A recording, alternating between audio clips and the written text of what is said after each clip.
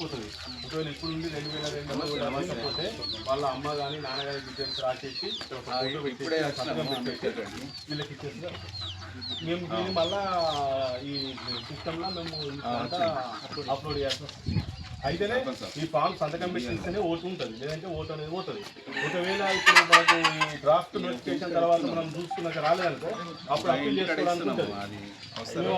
చనిపోయిన ఉంటుంది కదా సార్. అవును, వాళ్ళ ఇంకా ఎట్లైనా మనిషి ఉండదు, వాళ్ళ ఇంట్లో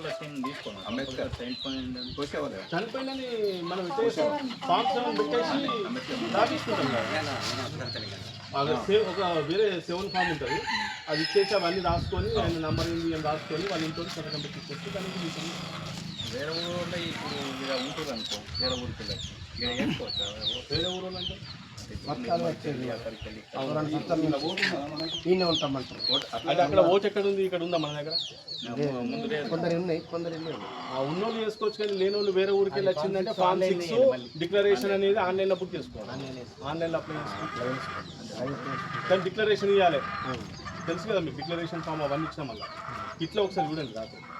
దీంట్లో సార్ 2002, 2002 ఓటర్ లిస్ట్లో 2025 ఓటర్ లిస్ట్లో ఉన్నోళ్ళకు వాళ్ళు ఇక్కడ ఈ డీటెయిల్స్ రాసేసుకోవాలి వాళ్ళే, అంతే కదా. ఆ రాసేసుకొని సంతకం పెట్టి ఈ 2 కాపీలు, ఒకటి వాళ్ళు ఉంచుకోవాలి, ఒకటి మనకి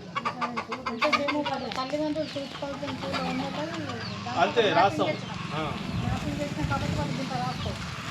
వాళ్ళకి చెప్పాలి మాట వీళ్ళకు. మీరు వచ్చేనే పోయి స్కాన్ చేసి ఇచ్చేస్తే వాళ్ళు తెలియదు కదా, ఇదంతా నింపాలమ్మా ఇట్లా అని చెప్పేసి వాళ్ళకి చెప్పాలి.